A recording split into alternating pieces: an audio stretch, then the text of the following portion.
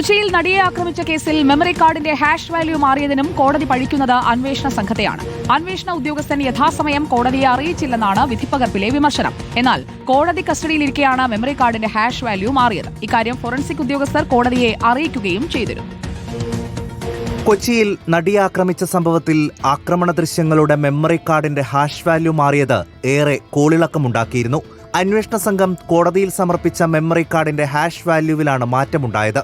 2020 തന്നെ forensic science laboratory ഉദ്യോഗസ്ഥർ രേഖാമൂലം കോടതിയെ ഇക്കാര്യം അറിയിക്കുകയും ചെയ്തിരുന്നു. 2022 ഫെബ്രുവരിയിൽ റിപ്പോർട്ടർ ടിവിയിലൂടെ ഹാഷ് വാല്യൂവുമായി ബന്ധപ്പെട്ട ഗുരുതര വീഴ്ച പുറംലോകമറിഞ്ഞു. എന്നാൽ അന്വേഷണ ഉദ്യോഗസ്ഥനായ ബൈജു പൗലോസ് ഇക്കാര്യം കോടതിയെ അറിയിച്ചില്ല എന്നാണ് വിധിപ്പകർപ്പിലെ വിമർശനം. ബാലചന്ദ്രകുമാറിന്റെ വെളിപ്പെടുത്തലിന് പിന്നാലെ ഇക്കാര്യം ഉയർത്തിയത് അന്വേഷണം വൈകിപ്പിക്കാനുള്ള ശ്രമമായും കോടതി വിമർശിക്കുന്നു.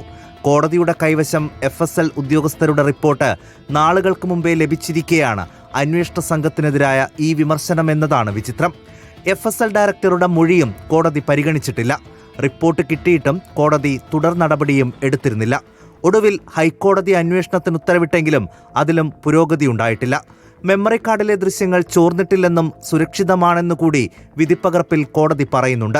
അതിനിടെ നടിയെ ആക്രമിച്ച കേസിലെ വിധിക്കെതിരെ സർക്കാർ ഉടൻ അപ്പീൽ നൽകുമെന്ന് നിയമമന്ത്രി P. രാജീവ് പറഞ്ഞു. ശക്തമായിട്ടുള്ള നിലയിൽ അപ്പീലുമായി മുന്നോട്ട് പോകണമെന്ന് തന്നെയാണ് കണ്ടിട്ടുള്ളത്. അത് പ്രോസിക്യൂഷനും ഡയറക്ടർ ജനറൽ ഓഫ് പ്രോസിക്യൂഷനുമായി ചർച്ച ചെയ്തുകൊണ്ട് ആവശ്യമായ തീരുമാനമെടുക്കും. News desk reporter.